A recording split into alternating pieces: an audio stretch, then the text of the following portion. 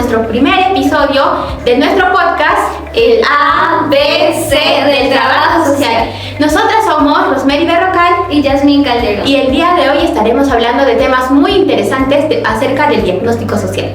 El diagnóstico social es un tema muy amplio, tanto así que el equipo de Mary Richman escribió el libro durante 15 años analizando diversos casos. Pero ¿de qué trataremos específicamente el día de hoy? También es importante saber que los trabajadores sociales de los Estados Unidos en un inicio formaban un gran grupo ocupacional, ¿no? Y donde la mayoría de estos desempeñaban su actividad en lo que es el trabajo social de casos. Actividad cuyo objetivo principal o primordial es buscar la mejora de la situación del individuo o de su familia una a una, ¿no? Y no de manera colectiva. Sin embargo, es importante mencionar que tanto la mejora individual como la mejora colectiva son interdependientes, ya que ambos progresan necesariamente juntos. De acuerdo a lo que mencioné, el primer objetivo de Mary Richman al intentar examinar el proceso inicial del trabajo social de casos tiene como objetivo principal el logro de la profesionalización. Por ello, el planteamiento concreto del diagnóstico social está dirigido a los trabajadores sociales de caso, al trabajo social de caso. Pero además de esto, pretende también convertirse en un instrumento o una herramienta de auxilio para otros sectores, como por ejemplo la medicina, la educación, el derecho y por supuesto, también la industria. De acuerdo a esto, según esto, existieron tres grupos fundamentales que contribuyeron al diagnóstico social. El primero es el planteamiento económico, que donde se enfocaba mayormente en el estatus económico, dejando de lado o excluyendo otros elementos importantes para el desarrollo del ser humano, ¿no? Y esto se debía a que los partidarios de la investigación se enfocaban mayormente en los recursos obtenidos por los ingresos. También un punto importante dentro de este planteamiento es que aquí se da inicio a las organizaciones benéficas, que eran conscientes, ¿no? de que tenían que regular la prestación de ayuda económica, pero también eran conscientes de que pretendían librar a las personas afectadas de la prestación de ayuda. Y es importante saber esto porque es aquí donde se crea la primera escuela de formación de trabajo social en los Estados Unidos, llamado la Escuela de Filantropía de Nueva York. Esta escuela impulsó la evolución, ¿no? de las entidades sociales y también dejó en claro que la investigación no solo era un concepto que fue proporcionado por las organizaciones benéficas, sino que era un proceso fundamental siempre y cuando se tratara de la rehabilitación de los seres humanos.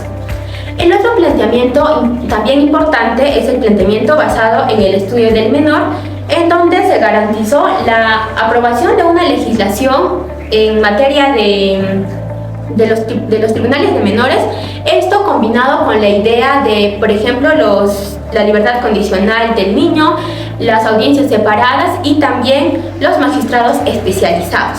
Y finalmente tenemos al tercer planteamiento, que de hecho fue uno de los más importantes, que es el enfoque médico. Este fue un movimiento que surgió en defensa del servicio médico social, en donde tanto trabajadores sociales como médicos influyeron bastante en el diagnóstico social, ¿no?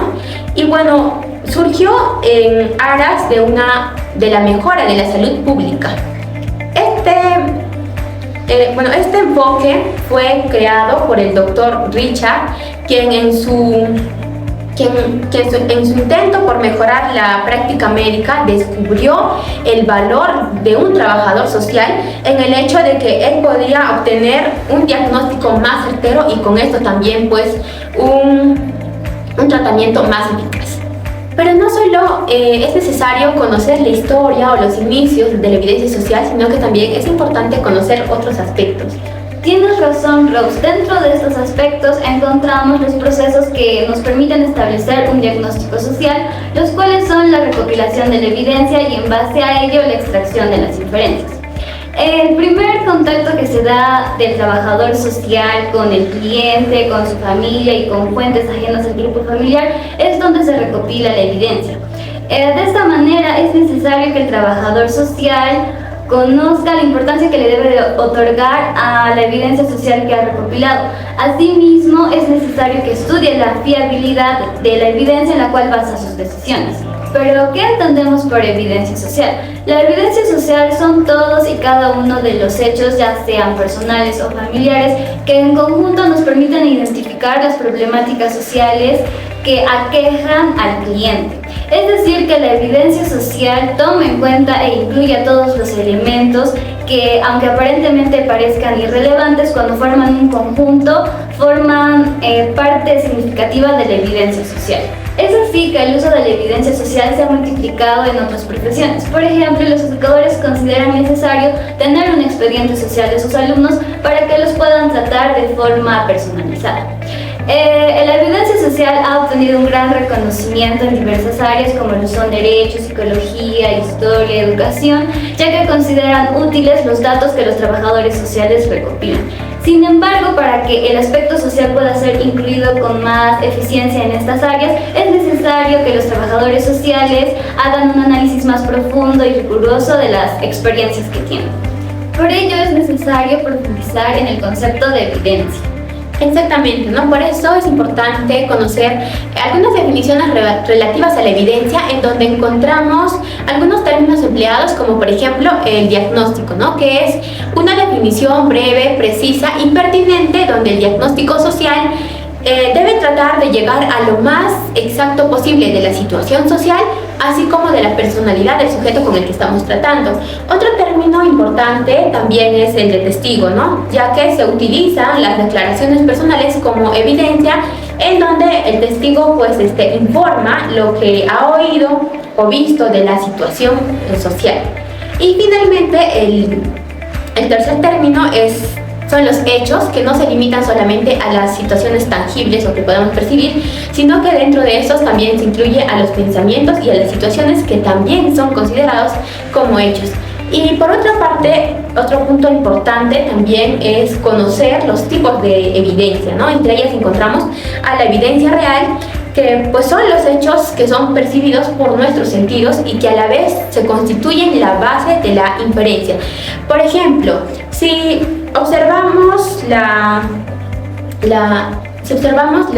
casa o la situación de la casa, nosotros podemos inferir también la situación del individuo con el que estamos tratando. Por ejemplo, puede ser la pobreza o el abandono, entre otros problemas.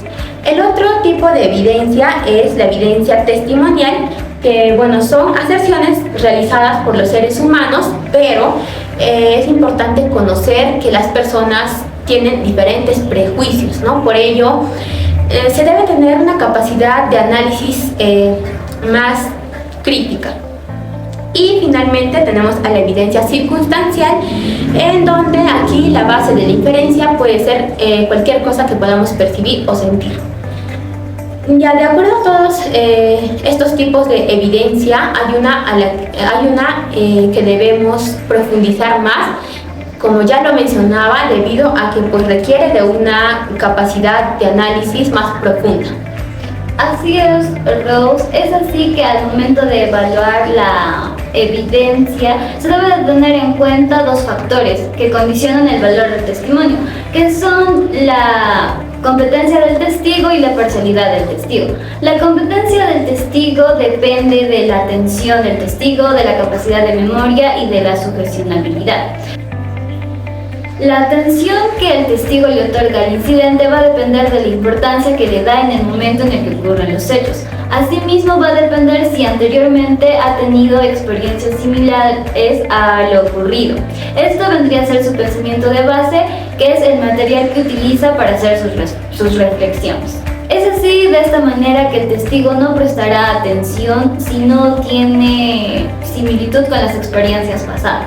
Por ello, el trabajador social debe de tener en cuenta al momento de evaluar el testimonio el pensamiento base de todos los testigos. Continuando con la capacidad de memoria del testigo, el testigo asocia el incidente con sucesos de los cuales tiene la fecha exacta, que puede ser una catástrofe, un hito cívico, un evento del ámbito familiar o un fenómeno natural. Continuando, la sugestionabilidad afecta la competencia del testigo, ya que influye en el comportamiento del cliente, así como en sus pensamientos, en sus principios, lo cual puede ocasionar confesiones erróneas. Por otro lado, continuando con la parcialidad del testigo, tenemos la parcialidad nacional o racial, en la cual al trabajar con personas extranjeras se debe tener en cuenta que se dará la presencia de prejuicios, para lo cual se debe de conocer su historia y el entorno en el cual se desarrolla. Asimismo, en este aspecto, contar con intérpretes dificulta la evidencia, ya que no se obtiene un resultado satisfactorio. Por último, en la parcialidad del testigo, los testigos ocultan los hechos con la finalidad de eludir las consecuencias desfavorables o también para poder recibir ayuda. Es por ello que, dada esta situación, el trabajador social debe de examinar con cautela y rigurosidad las evidencias de los testimonios. Finalmente hablaremos de las inferencias de un trabajador de casos, los cuales pueden ser justificables o no, en donde sus presunciones pueden ser conscientes o inconscientes y sus predisposiciones pueden perjudicar o beneficiar el diagnóstico de un caso específico. Ya para concluir, vamos a recalcar los puntos más importantes que tratamos en este primer episodio de nuestro podcast, comenzando desde el primer objetivo de Mary Richman, que era el logro de la profesionalización.